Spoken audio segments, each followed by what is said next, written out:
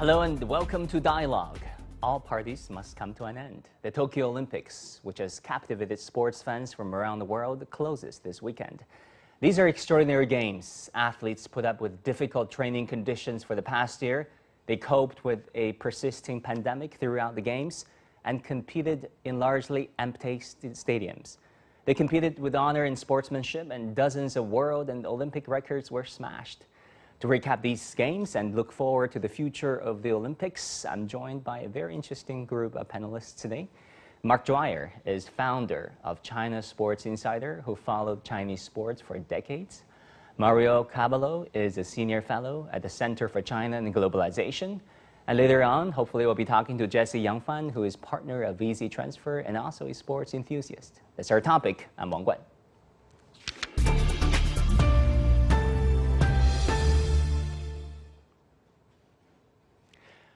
Mark Dwyer, let me go to you first. I mean, you have been studying, watching, critiquing, sports, Chinese sports, the Olympics. What impressed you the most so far about these Tokyo Games? Honestly, where to start? I actually first came to China specifically to cover the Beijing Olympics in 2008. So I've sort of been following the Chinese sports industry and the individual athletes and the teams as well since that time, and seeing the ups and downs. I mean, the most exciting thing for me right now is the battle for gold between the US and China, because it looks like it could be coming right down to the wire. It's going to be within 1 or 2 goals. It might even be tied, in which case the US would probably win on silver. But this would be, with the exception, of course, in Beijing 2008, when China had that huge home nation advantage that all countries get. You look at the Japanese in Tokyo, and they've blitzed through the number of gold medals they've ever previously won. But this would be the first on sort of neutral territory that China is really giving the US a run for its money. So pretty symbolic, I think, of sort of some changing fortunes there. But like I said, it's just an exciting battle. And any one individual event in the last 2-3 days could make a difference to the final medal count. You know what, Mark, you're right. As of 8:33 Tokyo time, Friday, China is leading the United States in terms of gold medal count, 34 versus 30, but trails the United States in terms of overall medal count, 75 to 93. But all this is subject to change. Where do you think the race is headed? If you'd asked me, honestly, it's changing hour by hour. If you'd asked me earlier in the day, I think China may just have been able to hold on. However, in the women's 20-kilometer race walk, they kind of had 3 good challenges for a sweep of the podium. In fact, Liu Hong only ended up with a bronze. So that was one that the US, that China let slip, if you will. But then the US has really got to nail all its remaining chances. There's Nelly Korda in the women's golf. She has a 3-shot lead going into tomorrow's final day play. So she has a good advantage, but golf is like many other sports. Advantages can go up and down and change the momentum very, very quickly. So I do think it's going to go down right to the wire.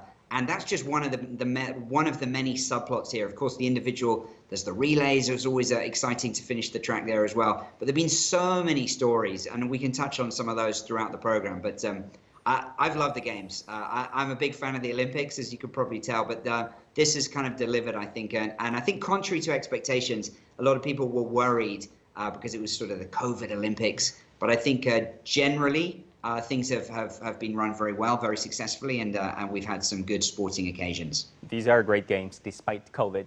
Mario, what do you think? What's your biggest takeaway so far about the Tokyo Olympic Games? The COVID Olympics are a success. You know, I was one of the ones saying, oh, they should cancel the Olympics, cancel the Olympics. Look, they didn't cancel the Olympics. And do we have a disaster? No, we don't have a disaster. In fact, we have an even greater opportunity to see the grit of the athletes, because think about what they have to do. I mean, being an Olympic athlete alone, right, that incredible 110% focus, and here they are distracted by a pandemic and all the politics surrounding the pandemic. So think of the extra mental weight on them. And in the end, what's it all about? It's about the Olympics. So here we go. I want to say it. The COVID Olympics have been a great success, and even more so in their own way. And that's the truth, and they're not over yet. It's just been an amazing experience. It's been successful, and I think mostly because everyone's gotten vaccinated, right? And so, no, we avoided disaster. Here we are. It's fantastic. Really great. Yeah, Mark, Mario touched upon, the fact that there are huge stress and psychological pressure facing athletes. We know Simone Biles pulled out of most of her events. Just how big is it? How difficult is it for athletes to train and to compete, to show up at these games, and just to be there? I mean, I'm not an athlete. I'm a sports fan. We can only imagine what the pressure is like for all these athletes. I think the pressure is so big because the Olympics is only every 4 years. And of course, with this one being delayed 12 months, it's an extra year of training, but that's also an extra year of preparation, an extra year of stress. And so, of course, people are competing for themselves, but they're also competing for their countries, and the weight of that pressure, the expectation on the favorites, of course, as well, it can be crushing. You mentioned Simone Biles, and she has been one of the stories sort of talking about mental health. We saw Naomi Osaka just previously before the Olympics pulling out of the French Open and Wimbledon and so on. Even here in China, we had four-time Olympic diving gold medalist Shi Tingmao openly talking about the depression that she had suffered as she was kind of going through training. And she's, of course, an incredibly talented athlete. So that shows you, it doesn't matter what country you're from, what sport you're doing, the pressures on these athletes are there. I think for the first time, we're actually hearing about it from the athletes themselves. In the past, it would have just been, pull yourself together, or the athletes just having to keep it inside. So I think it's a good thing that conversation has begun, but we have a very long way to go there. Mario, what do you think? I mean, where are we in terms of really paying attention to the mental health issues faced by these athletes? Well, again, I think that the fact that we've had this incredibly unique, amazing, and unprecedented COVID Olympics, that's what they're going to be known as throughout history, has created the opportunity for us to shine a light on the athletes rather than they politicized it, but that kind of caused a backlash, caused a reverse to say, wait a minute, this is about the athletes. So we look at the pressure the athletes are under. I want to use a couple of other examples. Mark mentioned he's not an athlete, he doesn't know. Well, yeah, I was a basketball player in high school, so I'm not an athlete either, but I'm a jazz pianist. So musicians and artists, I want to relate to it that way. I have a friend here in Shenyang who's one of the top professors at the Shenyang Conservatory of Music, and his son is a pianist studying piano. He plays piano, practices 5 hours a day. I said, no, you're kidding me. He said, no, 5 hours a day, every single day. And that's just the piano player. So this type of dedication, this level of dedication, even more so for athletes, let's take a moment to admire it. It's incredible. These are incredible moments, and we've got to understand and put ourselves in the shoes of athletes maybe just for a second. Talking about Team China, as of now, China's total medal tally has already broken the previous count of 70 from the 2016 Rio Olympics, but less than the 100 medal count in Beijing in 2008. Mark, in what ways did Team China impress you? Are there any surprises for you? I mean, there's individual surprises, there's also team surprises as well. I think, China historically has won a huge percentage of its medals in 6 sports. So the usual suspects, including diving, of course, badminton, table tennis, shooting. I'm probably blanking on a couple. I think weightlifting, no? Say again? Weightlifting. Weightlifting, yes, of course, and setting records this time in weightlifting as well. But I think they've made some breakthroughs in track with Su Bingtian. I mean, his performance in the semifinals, certainly it stunned me. It really did. But also, I think he's been embraced by the Chinese people. He's kind of been built up by the media for a long time here. And for me, this was really his first big performance on the world stage that kind of justified that hype. But he shows that he's legit. He's not young. He's in his 30s, but he could still compete at the top level for 2 to 3 more years, potentially even into Paris in 2024. And then another one that I'd pick, probably a little bit under the radar, but actually the rowing team they've put a long-term plan in place. They brought in actually a British Olympian, Steve Redgrave, who was a 5-time gold medalist, and he's kind of been overseeing their training program. And like I said, they've put in this long-term plan and followed it. And that's been some of the issues that China's had in some of the other sports with constant chopping and changing in soccer, for example. But it shows with the resources that China has, if they can implement that long-term plan and stick to it. I mean, 3 medals here, which was the target from Redgrave in Tokyo.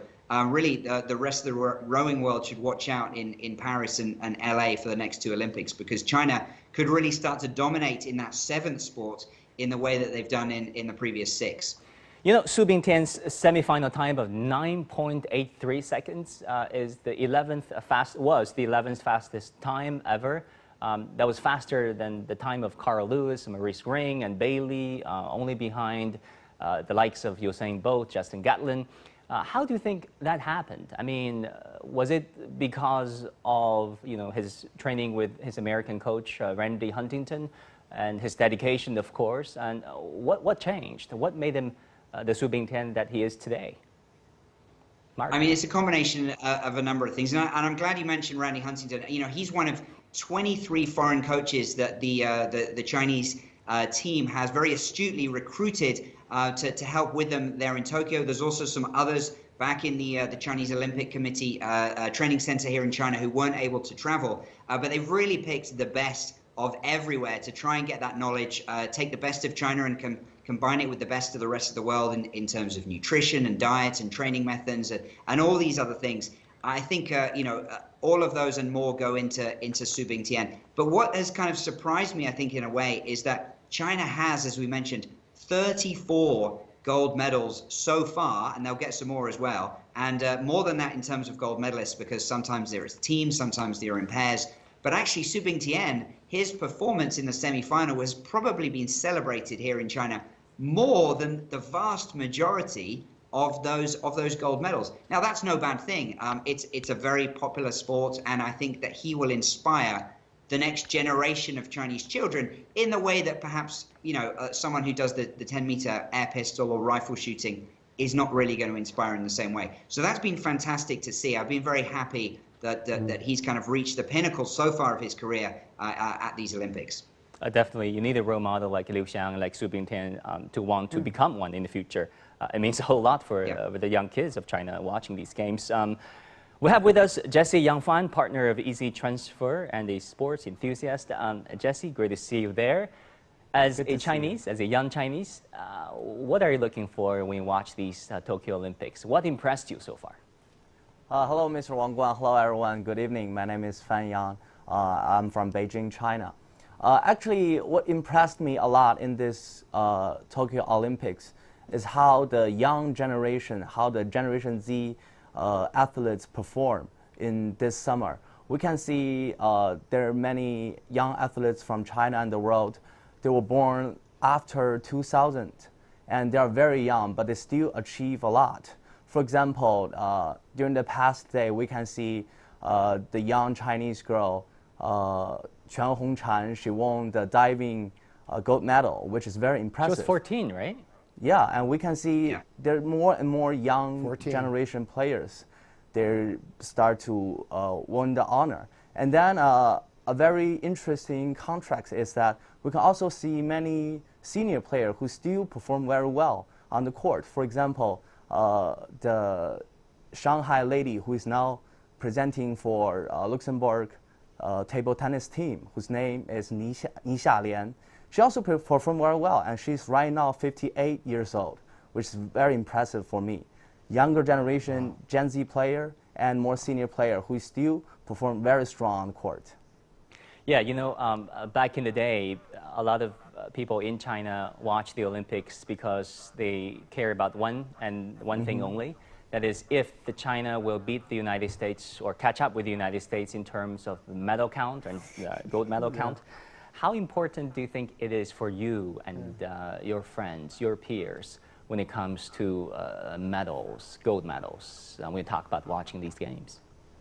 Yeah, I mean, a couple years ago, the number of the gold medal is very, very important for us. But I think in these days, it's not that important for me because we care more about the characteristics showed by the players. For example, Su Bingtian, he successfully got in the finalist name of the running court. He's not the gold medal or he's not one of the medalists, but he achieved a lot for himself and for all the Asians. He's the first Asian who got in the finalist of the 100 meters, which is, we're all proud of him, I think. So it's not that important for us right now, but we care more about the characteristics, the virtue those athletes show to the world. Mario, what about you? Which Chinese athlete or athletes, impressed you in any way so far? The story that I just heard about the 14-year-old girl diver, Hong Chang, I think is her name, and what an amazing story, because number one, she's so young, and number two, also, a shame that the media politicized her photo, saying that she never smiles, but there she was smiling, and so happy, of course, and she told the real story when asked, and she said, look, my mom is sick. One of the things on my mind is to make a lot more money because my mom needs money for medical bills, etc., this kind of thing. And I thought to myself, boy, if that's just not a basic, straight, real human story, what isn't? It doesn't need to be politicized. And what we're talking about is a 14-year-old girl. I mean, my boy is 10. I can relate, My 14-year-old who accomplished this incredible thing, the gold medal. I mean, it's just absolutely amazing. I think when I was a boy, of Jim McKay, Wide World of Sports, the thrill of victory and the agony of defeat. Let's appreciate what the athletes have accomplished. It's just incredible. Yeah, but Chinese athletes overall were oftentimes portrayed as, robots or, gold medal machines. That is their one and only go.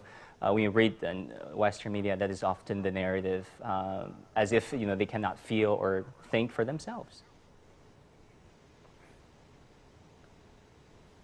If we're back to me, Wang Guan, I want to say, where are we on this situation with this year's Olympics? There's something else very special that just popped into my head, and that is this year's Olympics, the Chinese are not focused just on the like you said earlier, just the number of gold medals. There is a rising nationalism in China. The people of China are more proud of their country and involved in the success of their country mentally and emotionally than they ever have been in the last 20, 30 years. And it's all for the right reasons. It's not an unreasonable nationalism. They have so much to be proud of. China's become the largest, safe, stable, successful, and capable country on the planet. And the people are so proud. And they're looking at China overall and saying, wow, we're in the Olympics. We're part of this amazing global experience. It's not just about the medals anymore. So there's that side of it as well. So Jesse Youngfan, do you agree in that there is rising nationalism in China? And if so, what type of nationalism?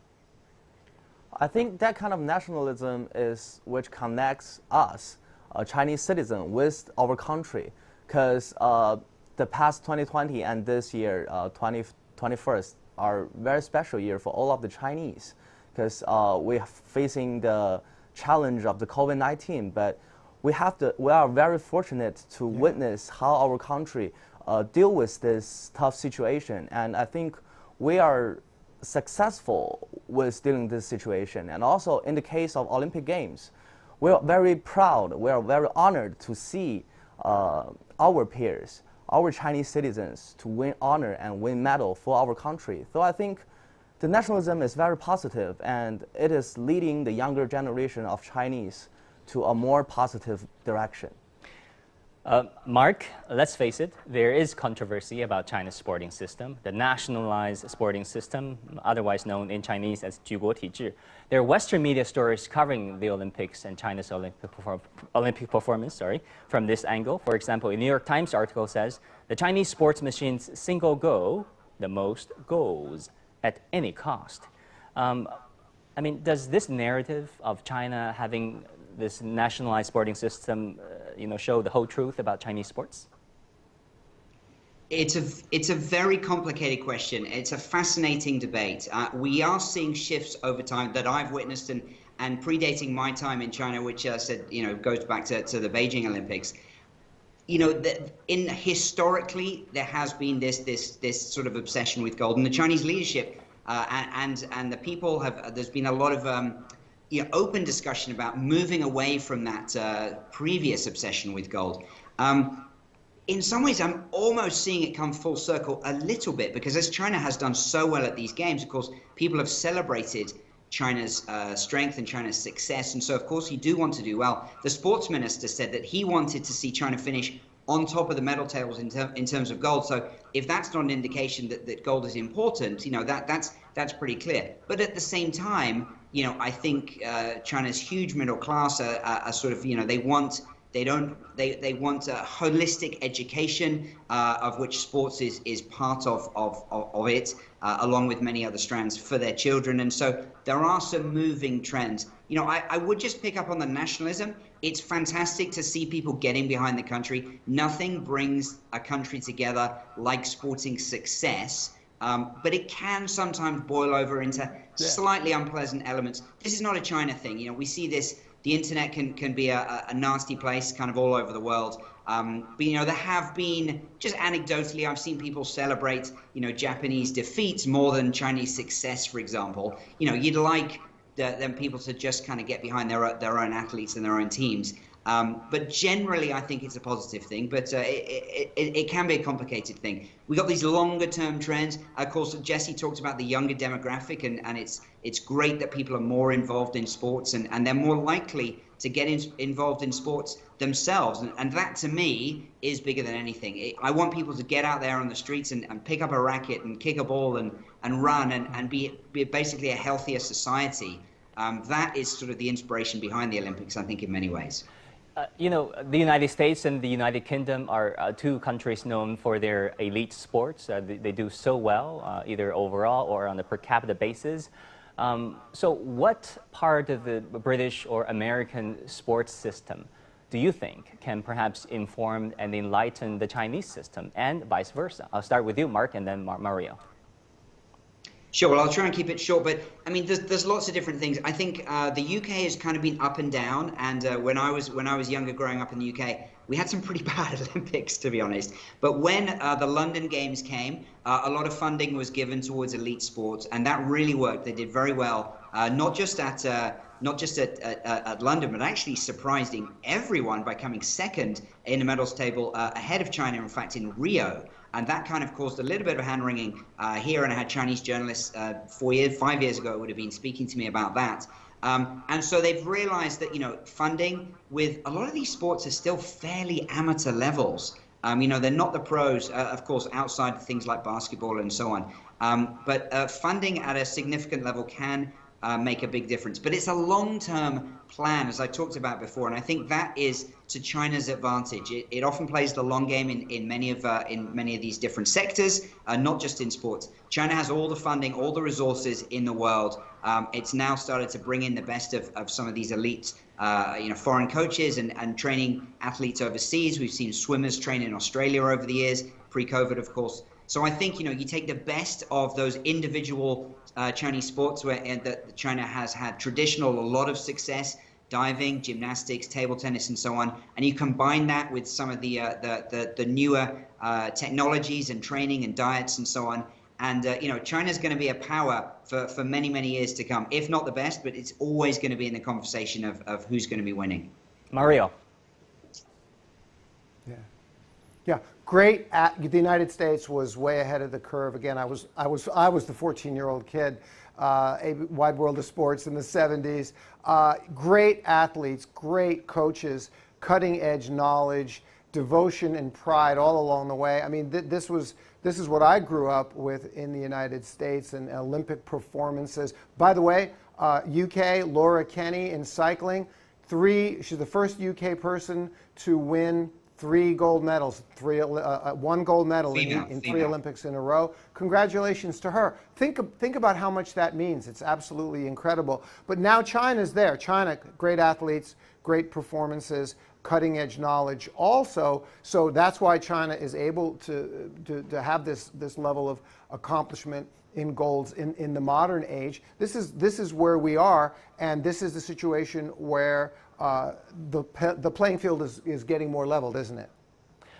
Jesse, you studied and lived in the United States for quite a long time. In fact, you are the head of the Students Association in Cornell University. How have you observed the change in terms of fitness? You know, the Chinese young people going to the gyms and taking up a sport. Are there any changes over the years? Yeah, that's what I want to mention, because I spent my 4 years of college in U.S. and all of us know how enthusiastic U.S. students have on sports, on campus sports they have. For example, football, and a traditional sport for Cornell is ice hockey. But during the past years in China, the campus sport is not that popular. But in these years, we can see more and more students are starting to follow their campus sports, to follow their school varsity team. For example, we can see the basketball team for Peking University, for Tsinghua University, is very popular. And also, my high school, Beijing No. 4 High School, they also have a very strong sports culture these years. And I believe that's the meaning of sports for younger generations, which is to encourage them to have the sportsmanship, to compete and to cooperate with their peers, to have the goal to be stronger, higher, and faster. I think China is doing pretty well, and I can feel the changes among my generation, among those schools and campuses. Yeah, and also, Jesse, how do you look at the relationship between elite sport, those competing in the Olympics, and also grassroots fitness? What do you think of China's largely nationalized sporting system? Yes, I believe the grassroots sport is the foundation of the elite and athlete system, because take one example, soccer.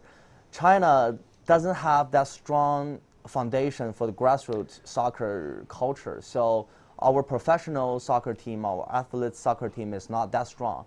But taking the example of table tennis, it has a popularity, it has a favor of the majority of the public. So we have better score, we have better performance on the professional and athletic performance. I think that's the relationship between professional and the grassroots sports. And that's why I think Chinese students, Chinese younger generations should involve in more and more different kinds of sports they can get to. Yeah. Mario, we have about 40 seconds left. Any final thoughts?